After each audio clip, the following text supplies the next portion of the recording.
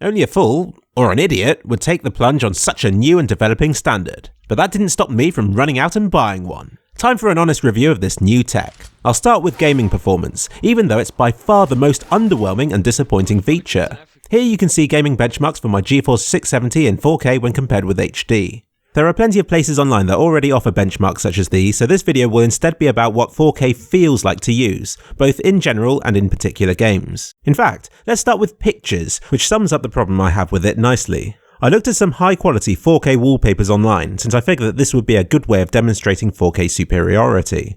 Nope, I couldn't see the difference. Don't get me wrong, it looked nice and crisp, but it's as though my brain had suddenly forgotten what HD looked like, despite having used it for the past decade. It wasn't until I compared it side by side with my old HD monitor that the difference was noticeable, and even then it wasn't massive. It's not going to change the picture. It's still going to have the same features and blemishes. In fact, 4K probably makes those more obvious.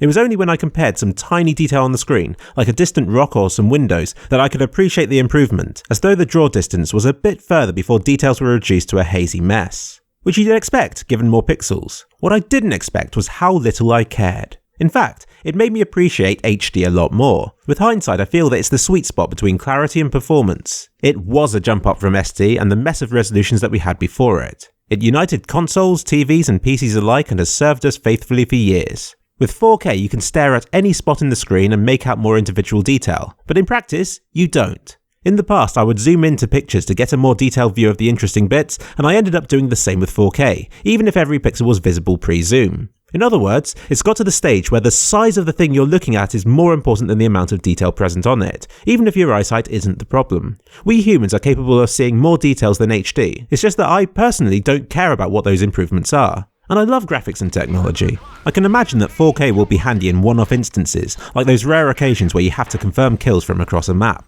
But for things where it's more about viewing a small detail on a picture, or for recreating an impossible scene from CSI, it's the resolution of the media itself that matters rather than the monitor on which it's viewed. And now, as I promised, I'll try it out in games. The problem I mentioned previously rings true here as well, but on top of that there are other issues. At the moment, we're in an awkward situation where we can choose between running new games in 4K at unplayable frame rates, or older games that would run it well but probably don't support it. At these resolutions, it's the graphics card that's the limiting factor. You can see on this chart how my Geforce 670 compares to your setup. I know that my PC isn't particularly powerful anymore, which is kind of what makes this test exciting. Most of us don't have multiple top-end GPUs, so a PC like mine will probably help to show what an average gaming PC is capable of. Fortunately, I can power the monitor at 60Hz, which should help me to review these games in the best possible light. My older Radeon 6870 can only run at 30Hz, which is horrible for gaming, and my old potato laptop can't even output at 4K. Looks like it's up to you, main PC. And another note, if you think that games are poorly supported at 4K, try recording at that resolution. Only the latest generation of Nvidia graphics cards support shadowplay recording footage at 4K. I don't have one of these, and Fraps craps its pants and crashes the moment I try to record it, which is just as well, otherwise my hard drive probably would. Because of this, I apologise for the lowly HD recordings that I'll show here. We really are exploring new territory. Surprise, surprise, the original Operation Flashpoint, released in 2001, happily supports it and can still bring my PC to its knees when on highest settings. I booted up the old Battlefield scenario, which recommends a 1GHz processor. Somehow I don't think they were expecting the trials of 4K. I must have run down this hill 100 times, but never with such clarity. The tops of distant trees could be identified and long-range headshots confirmed. But other than that, the graphics are still from 2001 and don't really do 4K justice. I didn't even bother recording the frame rates with this game. You know you can handle it, provided you have at least a 1GHz processor. Counter-Strike Global Offensive is the one you all want to know about. It ran well at 4K, and by that I mean that everything looked like it should. The HUD and options scaled beautifully, and there were no more glitches than normal. But there were problems, not specifically with 4K. Frame rate wise, I was getting about 100 FPS on average, which you'd think would be okay for a 60Hz monitor, but it wasn't. Moving the mouse felt jerky and I was at a serious disadvantage when compared with my normal play. Turning off anti-aliasing boosted the frame rate to about 140, which improved things substantially, but it wasn't until I dropped to HD and got a solid 250 FPS that it felt as responsive as it could have done. But it was great at these modes. I've been used to a 120Hz screen, but I could quite happily play with this monitor at HD resolutions. The input lag was non-existent with the Asus PB287Q, which is something that most larger monitors fall down on. In conclusion, for competitive gaming, this monitor is probably the best 4K 28-inch screen that you can currently get. And most importantly, the gun models look great. It's easy to see that they've been designed with 4K in mind, and they certainly display more clarity than HD can provide. Here are a few of my skins. If you want me to demonstrate more, then please give me them. I also gave Left 4 Dead 2 and Portal 2 a go. It's disheartening to see source games running at lower than 100 FPS, but they were both fluid enough to sustain 60 FPS, but like CSGO, they weren't optimal, though it's not as important in games such as these. If you have a graphics card like mine or better, Source will run at 4K, but I'd still rather have the FPS boost that HD provides, particularly in Left 4 Dead 2 where it really helps your accuracy. Arma 3 is a demanding game, but is very scalable. I did a number of tests. The first involved the intro sequence at HD and at 4K to see the performance drop. Amazingly, during this section, 4K only lowered it by between 15 and 20%. I suspect that scripted sequences such as these are more CPU limited. In actual gameplay, the impact was more noticeable. Using their recommended settings during gameplay, 4K only managed 40% of the frame rate, identical to CSGO's results. All was not lost for 4K, however. Starting with the lowest details and slowly adding to them, I was able to double my FPS while still retaining decent graphical fidelity. With details such as these, I could manage 60 FPS most of the time, dropping to 50 FPS in cities. Skyrim next.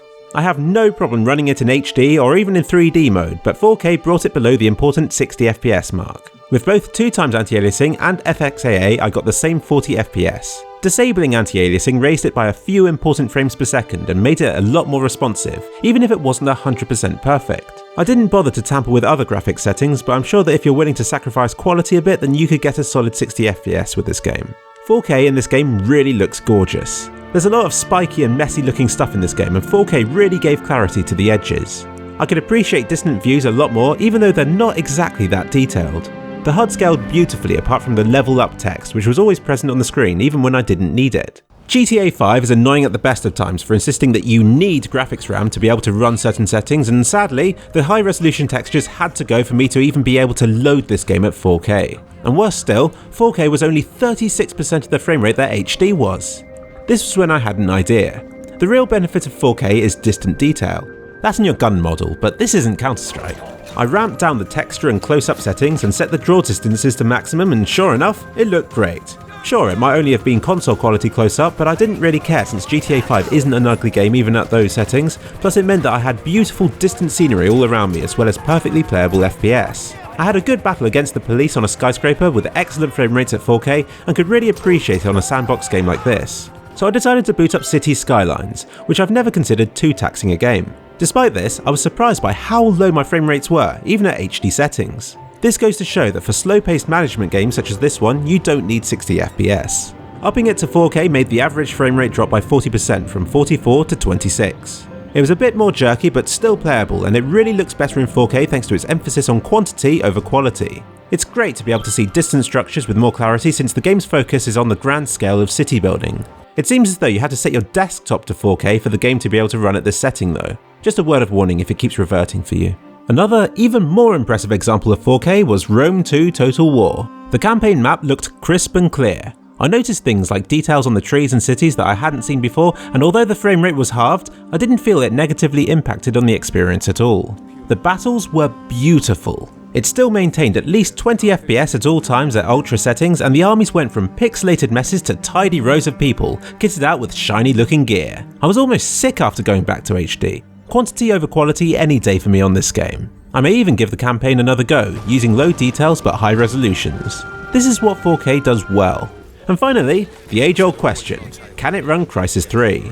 The answer is, sort of. At 4K, I was getting around 30 frames a second on lowest details. On high settings, a solid 20. At very high, I couldn't run Crysis. This game has very consistent frame rates. But run the same high settings at HD resolutions and I was getting over 100, making the jump to 4K worse with Crysis than with any other game that I tested. I'll show you a load of 4K screenshots because it's still one of the prettiest games out there, but I simply can't justify the impact it has on gameplay just to be able to run it at 4K. In conclusion, if you can comfortably run games at high settings at HD, then you should be able to get away with passable 4K frame rates provided you turn down some of the details, unless the title in question is Crysis. But is it worth it? I'd say that for the majority of games, it isn't. If you have to sacrifice the quality of distant scenery in exchange for seeing their flaws in higher detail, it feels like a double whammy and makes even modern games look like they're from the previous generation, or sometimes even further back. 4K works best for games that deliver quantity rather than quality, such as RTSs or strategy games. For fast-paced games, I can't justify or appreciate the extra clarity in expense of the frame rate. So yeah, genre matters more than individual titles. I'm somewhat spoiled since I also have a 120Hz screen, and I did notice the drop to 60Hz that my 4K monitor supports. But this isn't the main problem. What's worse is that I'm not capable of running any game at a frame rate high enough for 4K to genuinely shine. With more beautiful, graphically intensive games I can't manage 60 FPS, and with those where I can, they're often more Twitch-based games where 150 frames a second or more is desirable. But this is my fault more than the technology's. If you're willing to invest enough into your PC, then you will be able to run today's games at 4K with everything on high. But do you want to? I feel that today is a very bad time to buy a new computer, what with both the next generation of CPUs and GPUs coming out in the next few months, which will either increase performance or lower prices of existing tech. And even then, I don't think the hardware will be future-proof for long. 4K is the biggest leap in resolution that I've encountered in a long time, and hardware won't be ready for it overnight. For now, even hardcore gamers may prefer the smaller graphical overhead that gaming at HD has, which will instead allow for them to ramp up the anti-aliasing, enable tessellation and all of the other fancy effects that today's games have. All things being equal, I would rather game at 4K than at HD, but you have to make so many sacrifices for the luxury that it's currently not worth it. Another big issue is that if I run HD resolutions on my 4K screen, it looks as blurry as a TV screen. If I didn't know better, then I would say it looks like 1280 by 720. This surprised me since it should be able to simply double up the pixels since 4K is exactly twice the width and height of Full HD. But it doesn't work like that. Because of this, I will only be using my 4K monitor for 4K, and that excludes most games at the moment. Earlier I said that it was hard to appreciate the improvements that 4K delivers. But it's worse than that. When I look back at my old HD screen, it looks blockier than it used to. Making the jump is the worst of both worlds. If you're going to make the leap to 4K, don't expect it to bring you happiness. It will only make you an elitist. A similar thing happened when I used a 120Hz screen for the first time. Let me quote my review. I was kind of disappointed in games when I moved to my 120Hz screen. It's not instantly going to make you awesome if you sucked before, and I could hardly notice the difference until I went back to my old monitor again. Now I can definitely feel the difference and wouldn't want to return to 60Hz when playing twitchy games, and if given the choice, I'd favour higher FPS than higher resolutions. HD is a sweet spot. Appreciate it for its strengths whilst you can. That being said, 4K will inevitably become the standard sometime in the future. With this video, I can only offer my first impressions with this new technology, and I conclude that for gaming, and probably movies and pictures as well, that it isn't worth it. Yes, it boosts your EPEAN to insane levels, and lets you take outrageous screenshots that you can then send to friends to remind you of how superior you are. But inside, you probably don't feel too amazing for having shelled out so much money for the privilege. In conclusion, a bit like 3D, 4K would be worth it if it could deliver its benefits without any compromises, but at the moment, it can't. Wait until you can get at least a 120Hz display and a computer capable of running games at that frame rate. But until then, enjoy the frame rate benefits that a lower resolution provides. I'll probably use my 4K screen to replay older single player games where it's more about being immersed in a place than hitting targets with sub-pixel accuracy, which is somewhat ironic when you think about it. And I was impressed with the support the games that I ran had for it. I was expecting buggy menus and out-of-place text, but they were all practically perfect, which kind of made the comparison videos that I've shown between HD and 4K pointless since I can only capture at HD resolutions anyway. But this is a good thing, right? 4K isn't bad. It's just in its early stages and the rest of the world hasn't quite caught up yet. But even now, it's excellent for some things which I'll be covering in another video. Click here to see what those perks are and whether it may help you to justify getting that 4K monitor that's been gnawing away at you every time you load up Amazon.